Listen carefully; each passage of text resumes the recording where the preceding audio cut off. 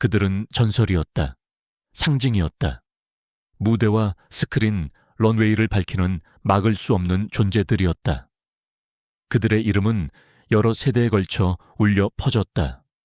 하지만 화려함 뒤에, 박수와 조명 뒤에 그들 중 많은 이들은 너무나 위험해서 공유할 수 없는 진실을 안고 있었다. 이해하지 못하는 것을 두려워하는 세상에서 그들은 침묵 속에서 고통받아야 했다. 에이즈는 단순한 질병이 아니었다.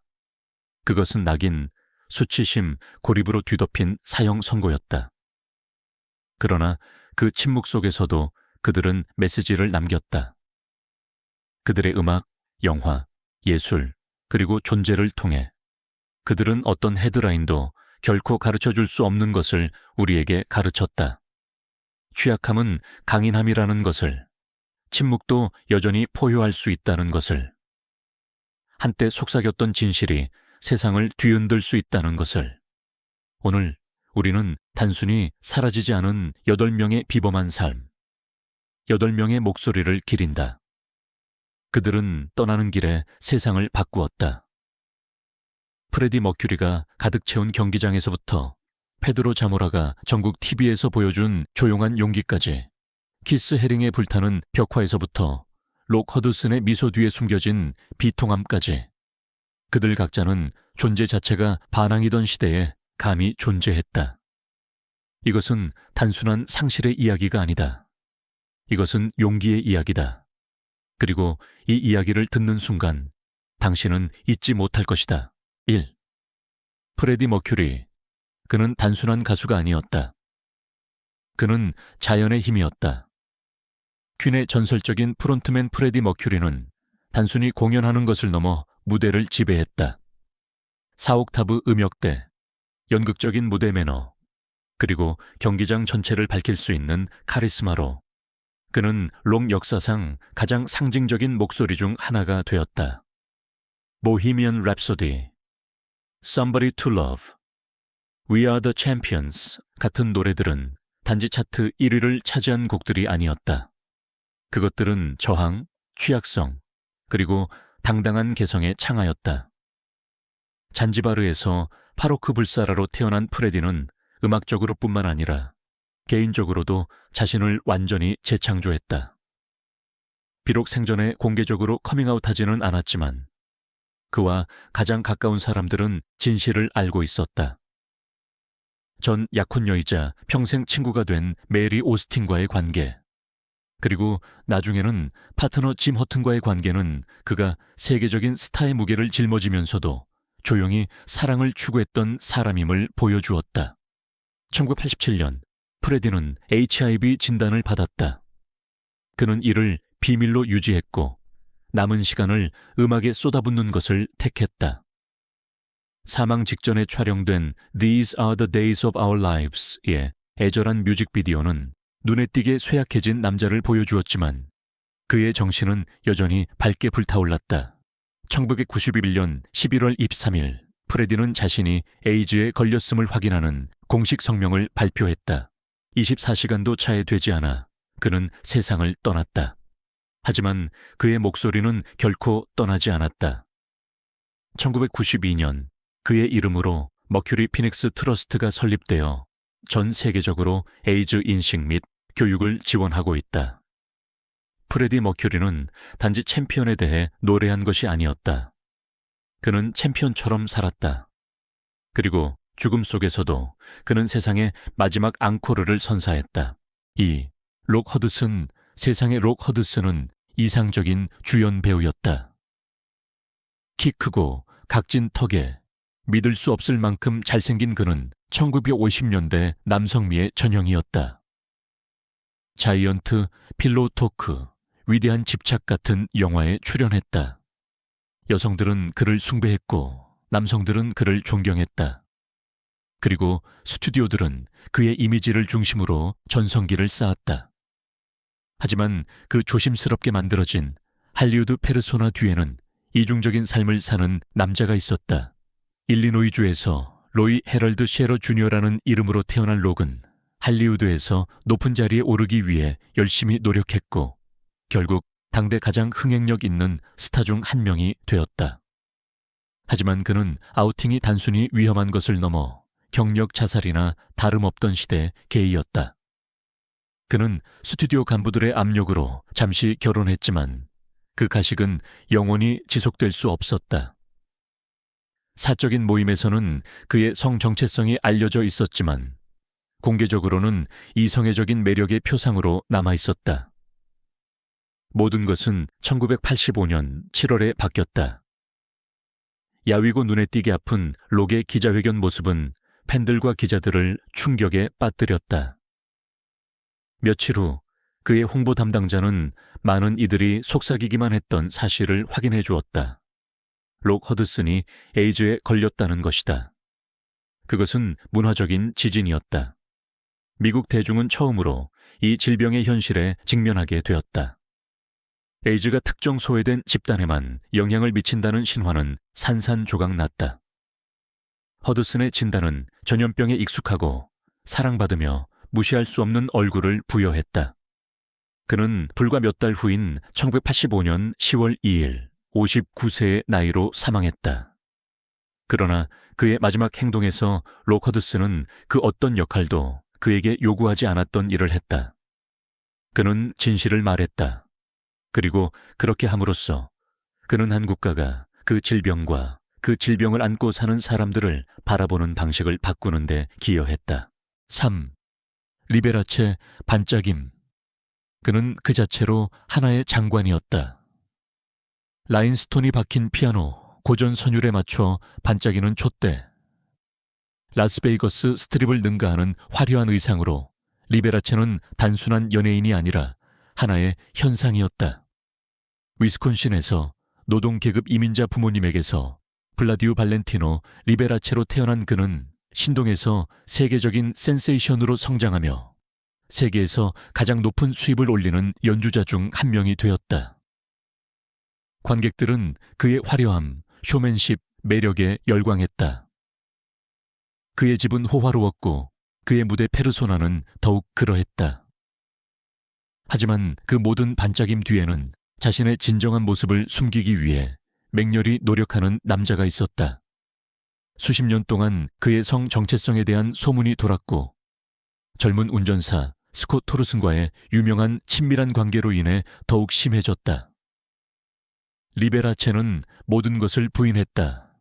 때로는 맹세까지 하면서 게이라는 것이 경력을 망칠 수 있는 세상에서 그는 소송, 부인, 그리고 신중하게 구축된 대중적 이미지를 통해 침묵을 선택했다. 1980년대 에이즈 전염병이 휩쓸면서 리베라체의 건강은 악화되기 시작했다. 그는 야위고 창백해졌다. 그는 수박 다이어트 때문이라고 주장했다.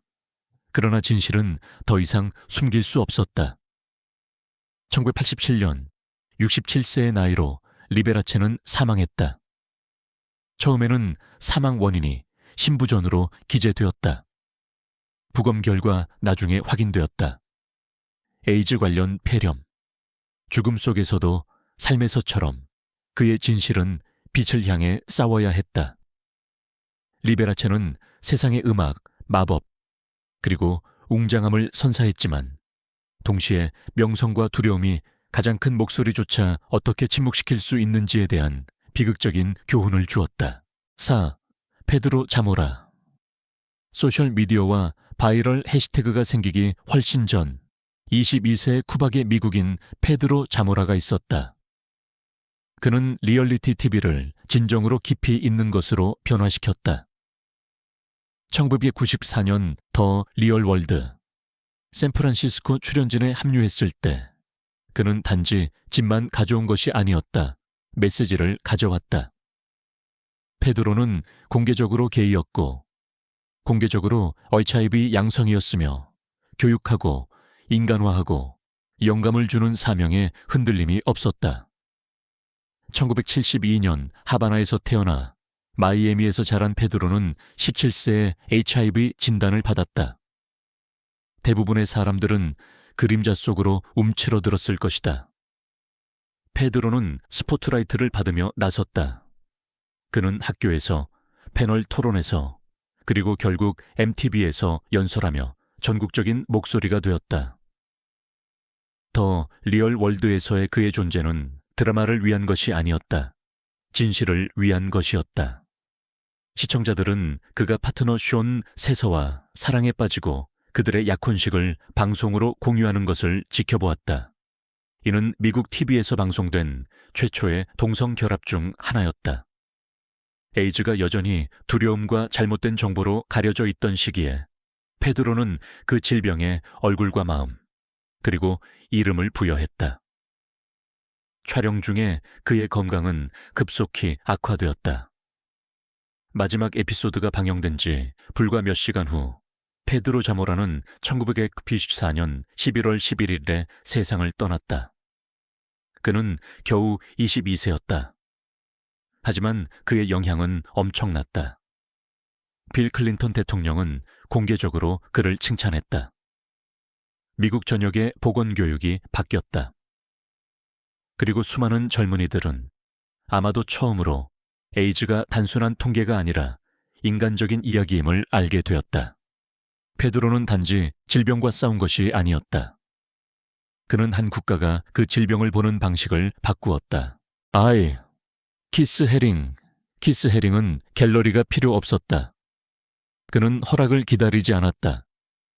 대담한 선과 빛나는 형상으로 그는 지하철역, 도시벽, 공공장소를 저항과 기쁨의 캔버스로 바꾸었다.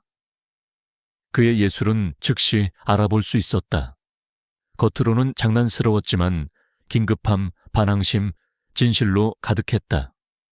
1958년 펜실베이니아에서 태어난 헤링은 손에 분필을 들고 가슴에 타오르는 사명을 가지고 뉴욕의 거리 예술 장면에 폭발적으로 등장했다. 사람들에게 군림하는 것이 아니라 사람들과 소통하기 위해. 명성이 커질수록 헤링은 움츠러들지 않고 앞으로 나아갔다. 그는 자신의 예술을 장식이 아닌 선언으로 사용했다. 그는 인종, 자본주의, 성, 그리고 무엇보다 에이즈의 그림자 속에서의 삶에 대해 그림을 그렸다. 1987년 겨우 29세에 그는 HIV 진단을 받았다.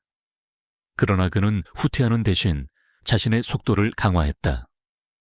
그는 에이즈 인식 및 아동 프로그램을 지원하는 키스 헤링 재단을 설립했다. 그의 작품은 더욱 날카로워지고 개인적이며 더 도전적으로 변했다.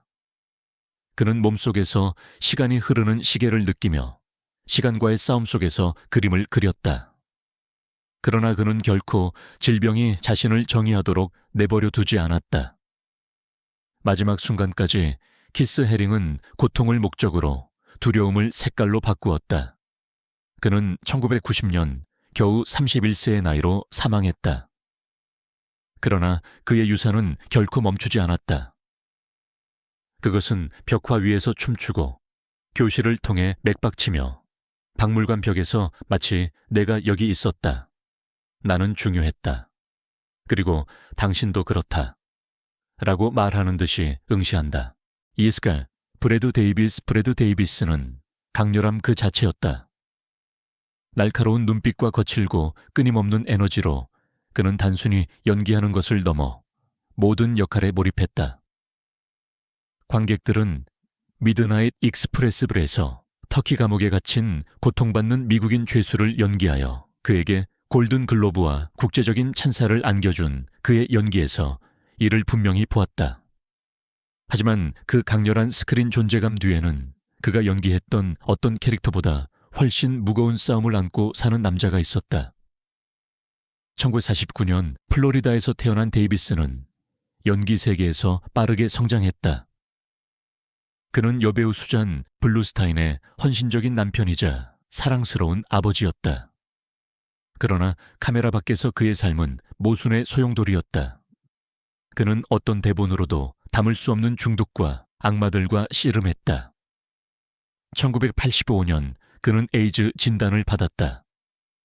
그는 거의 아무에게도 말하지 않았다. 심지어 그의 가장 가까운 동료들에게도. 그는 연기를 계속했고 오디션을 계속 보았으며 순식간에 그의 경력을 망가뜨릴 수 있는 낙인의 무게를 짊어지고 있었다. 그러나 브래드 데이비스는 질병이 자신의 마지막을 쓰게 두지 않았다. 1991년, 겨우 41세의 나이에 그는 충격적이고 개인적인 선택을 했다. 아내의 지지 속에 그는 조력 자살을 통해 삶을 마감했다. 이미 너무 많은 것을 빼앗아간 세상으로부터 통제권을 되찾았다.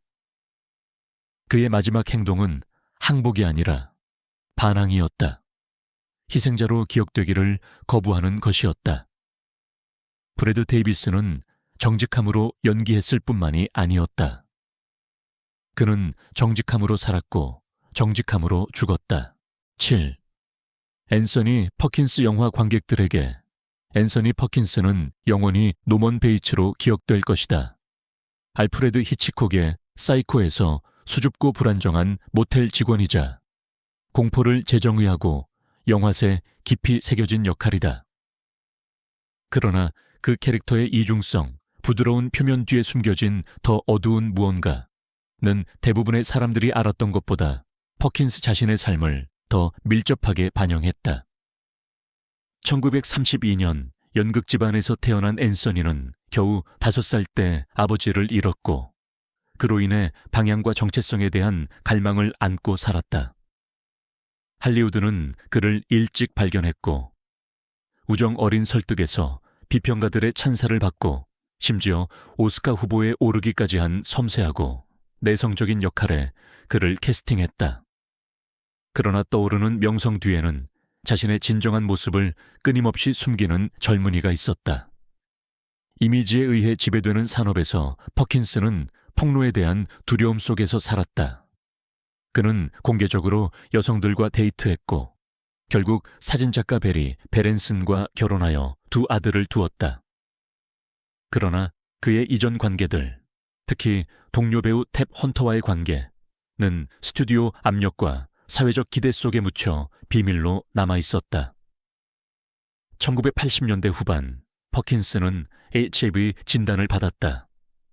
예상대로 그는 병이 진행되는 동안에도 조용히 일하면서 자신의 병을 비밀로 유지했다. 1992년 9월 12일 그는 60세의 나이로 에이즈 관련 폐렴으로 사망했다. 세상은 전설적인 배우의 죽음을 애도했다. 그가 짊어졌던 조용한 짐을 이해하기 시작한 것은 그 이후였다. 잔인한 운명의 장난으로 그의 아내 베리 베렌슨도 9월 1일 테러, 당시 아메리칸 항공 11편에 탑승하여 비극적인 최후를 맞았다.